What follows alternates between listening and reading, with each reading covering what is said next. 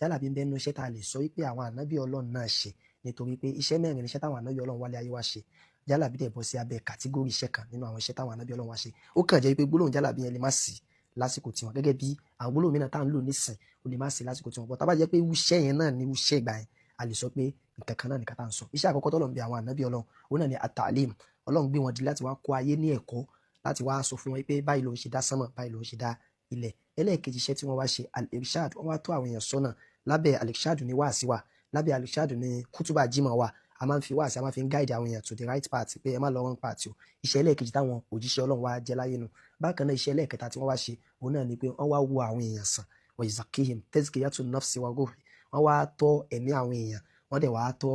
ara àwọn èèyàn pé wọn ò ní fẹ́ káwọn èèyàn jẹun tí ò dáa ẹ rí i pé ń bẹnu àdìsá náà Muhammad sallallahu alaihi wasallam sọ pé ẹ má jẹlé tẹ bá jẹlé ó lè fa àìsàn sí yín lára ẹ jẹlé tẹ bá jẹlé yóò máa ṣe ara yín ní àǹfààní iṣẹ́ táwọn òjíṣẹ́ Ọlọ́run wá ṣe ni pé wọ́n tún wá wo àwọn èèyàn sàn ànábì Musa alayhi salatu wasalam lásìkò tiẹ̀ táwọn èèyàn bá níṣòro wọn lọ bá pé ànábì Musa ṣàánú mi òṣìntà mi ànábì Musa ṣàánú mi ọmọ mi ànábì Musa ṣàánú mi ìyàwó mi kódà ànábì Muhammad sallallahu alaihi wasallam àmọ́ ìgbà ni wọ́n máa lọ bá ànábì fún nǹkan kan tó jẹ́ ọ̀rọ̀ ayé wọn ẹlẹ́ẹ̀kẹrin iṣẹ́ tí wọ́n wá jẹ́ láyé wọ́n wá jẹ́ àpèjúwe dáadáa fáwọn èèyàn.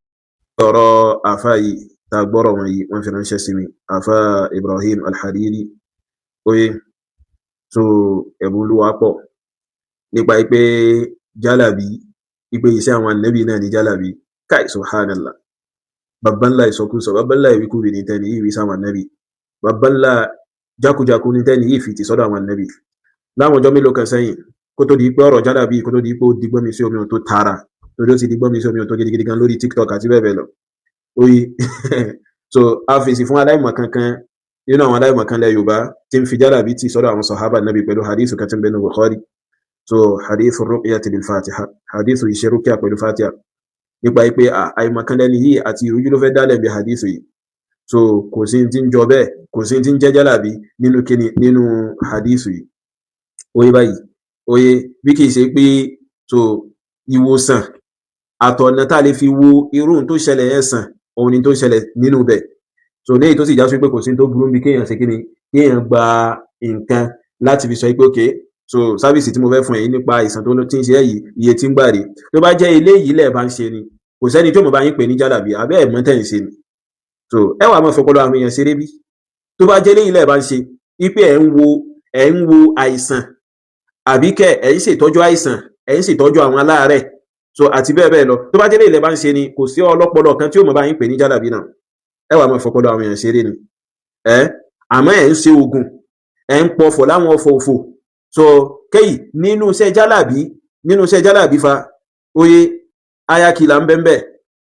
iṣẹ́ ayakila ń bẹ nínú iṣẹ́ jálàbí tẹ́ni yìí fi ń ṣe sọ́dọ̀ àwọn ànábì Ọlọ́run yìí ṣe oníjálàbí so ọ̀nà tí wọ́n fi ń ṣe iṣẹ́ ayakila tí wọ́n òun ni pé ọ̀nà yìí máa sa oògùn sáwọn èèyàn pẹ̀lú pé wọ́n mú kọ wọn àbí fọ́tò wọn wá àbí fídíò wọn wá àbí nǹkan kan nínú ẹ̀yà ara wọn pé ẹbu ẹgùn ló ẹni yìí kó kú dànù kó ṣe kíní kàdà àbí kí wọ́n sa nákàlí burúkú oye nákàlí tó ya wèrè nákàlí kí wọ́n sàálù so ìwọ tó jẹ́ mùsùlùmí tó dódédé ahlu sunna wal jamaa oye báyìí eléyìí ò túmọ̀ sí pé wàá máa bẹ̀rù wọn máa ṣe àsìkárò ẹ láàárọ̀ nírọ̀lẹ́ àwọn àsìkárò tá a lọ sọ́dọ̀ mú ní ká máa ṣe káfí máa wáyé sọ máa ṣe aburú wọn ò ní kàn náà barakallahu fikum ẹ̀rọ nínú ẹ̀sìn wa lórí fundraising èyí tá à ń béèrè fún tálá fẹ́ fira ilẹ̀ fún ilé kéwú àti fún mọ́ṣáláṣí gẹ́gẹ́ bá ti ṣe lálàyé lọ́pọ̀lọpọ̀ kọjá sẹ́yìn so táyì sọ pé ilẹ̀ náà lọ fún 14 million naira tá a sì ti ṣàlàyé ìdí tí owó yìí tó fi di tó yá sí pé a ṣe kí ni a dá padà sí iye tí ó wà ńlẹ̀ gangan so pẹ̀lú pé àwọn ẹni tí wọ́n ṣàdéhùn fún ẹ pé wọ́n fún aláwọ̀ owó kan wọ́n fún aláwọ̀ owó náà a sì ti rí wọn títí di sí so káwọn ẹ̀mọ́ wa máa rò pé bóyá owó òun ti ń pé lọ oye tí ó wà padà di pé tó àwà sọ pé owó yìí tó bá yọ tó rẹ̀ láti tètè ṣe kí ni láti tètè dá padà sí iye tí ń bẹ́ńlẹ̀ so ní àsìkò tá a ṣe kí ni tá a dá padà ṣùgbọ́n lọ́wọ́lọ́wọ́ báyìí adúgbò fọlọ́wọ́ ẹ̀dá pé a ti rí tó tó 6,133,000 naira tó ń túmọ̀ sí pé tó kún wájú wa ní ìsìn bí 7,867,000 naira òun ló kún wájú wa báyìí àrò ẹ̀yìn tán lọ́wọ́ ẹ̀dá bá ṣe gbà láyé fún nínú arziki ẹmọ́ sábà dá sí àkáǹtì wa 0045790267 Unity Bank Shehu Ahmad Yusuf kan lọ́wọ́ ẹ̀dá kó mọ́ ṣàṣàn nǹkan kò wá ní ẹ̀sán olóore náà oníkẹ̀ orí báyìí so ṣe irú iṣẹ́ burúkú báyìí láwa máa fi tì sọ́dọ̀ àwọn ànábì ní iṣẹ́ tó já sí wípé yàtọ̀ sí pópó ẹbọ dání ó tún kó àwọn oníranran jàǹbá sínú irọ́ pípa gbájú ẹ̀ àti bẹ́ẹ̀ bẹ́ẹ̀ lọ gbogbo ẹ̀ ló kó sínú so ṣe lè láwa sọ pé àwọn ànábì Ọlọ́run ọba gan náà ṣe wal iyadhu billah hashahu kò ṣeé ṣe irú wọn kọ́ ni wọ́n dẹrù rẹ̀ wò àwọn ànábì Ọlọ́run ọba iṣẹ́ wọn iṣẹ́ tó ṣe present ní iṣẹ́ tó mọ́ iṣẹ́ tó yá sí pé ó ṣe ìṣirò so ẹni tí ń rọ irin bẹ́ẹ̀ nù wọn ànábì Dáúdì nìyẹn so dẹrẹndẹrẹ bẹ́ẹ̀ nù wọn òun ló sì pọ̀ jù ó yé báyìí so àgbẹ̀ bẹ́ẹ̀ nù wọn bẹ́ẹ̀ dẹ̀ ni olówó bẹ́ẹ̀ nù wọn so ṣé àwọn eléyìí ṣe iṣẹ́ wọn wọ̀nyí lásọ pé ó jẹ́ jálàbí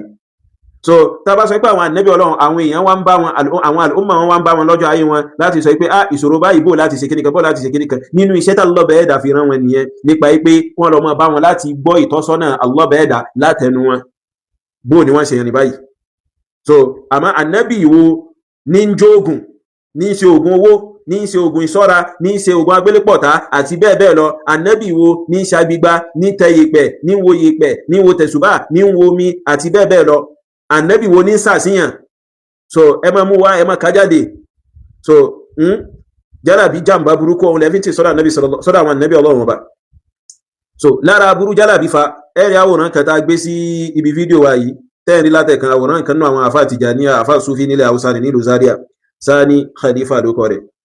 so kí ni ìjọba Nàìjíríà kí ni wọ́n ń ṣe ẹjọ́ pẹ̀lú ẹni yìí lé lórí wọ́n ti ń ṣẹjọ́ pẹ̀lú ẹni yìí nísìn wọ́n ti ń lọ oṣù méjì báyìí nísìn ní Nàìjíríà nílẹ̀ Haúsá bí ní Federal High Court Abuja so kí ni wọ́n ń ṣẹjọ́ fún lé lórí nítorí pé ó wà nú àwọn ẹni tó já sí wípé wọ́n ń ṣe kúùpù láti ṣe kíni wọ́n ń ṣe kúùpù láti ṣe kíni láti overthrow àga ìjọba Nàìjíríà so iṣẹ́ wo lòun wá ṣe fún wọn níbi aburú yẹn so òun tiẹ̀ iṣẹ́ yìí pé kó bá wọn ṣe àṣírí síhìrí tó yáwèrè gidigidi gan tí wọ́n fi ṣe kíni tí wọ́n fi lè rí aburú yẹn ṣe iṣẹ́ tóun ṣe kíni tóun gbà nìyẹn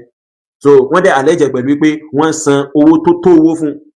so ó kọ rẹ̀ wà náà àwọn ẹni tí wọ́n ń ṣẹjọ́ pẹ̀lú lórí kéèsì yẹn ní Nàìjíríà jálàbí náà ni ẹ wo aburú jálàbí tó lè túlù jálàbí tó lè tú àwùjọ tó lè ba àwùjọ jẹ́ tó lè da àwùjọ rú ká ní ìjọba bá mọ ẹni tó dáa fún wa Nàìjíríà yìí ni oye gbogbo ẹni tí ń ṣe jálàbí kọ́lọ́pẹ́ta ló yẹ kí wọ́n máa tì mọ́lé kí wọ́n máa kó wọn dà síbì kan àwọn tí wọ́n yanjú nu wọn kí wọ́n yanjú wọn láwọn ẹni tó yájá sí pé wọ́n ti bá jálàbí tí wọ́n débi pé kí ni kí wọ́n máa sàsáwọn èèyàn kí wọ́n máa ṣiṣẹ́ ayakira pẹ̀lú àṣàṣe àti bẹ́ẹ̀ bẹ́ẹ̀ lọ Allah bẹ́ẹ̀ dà yóò fi gbogbo yín mọ̀nà.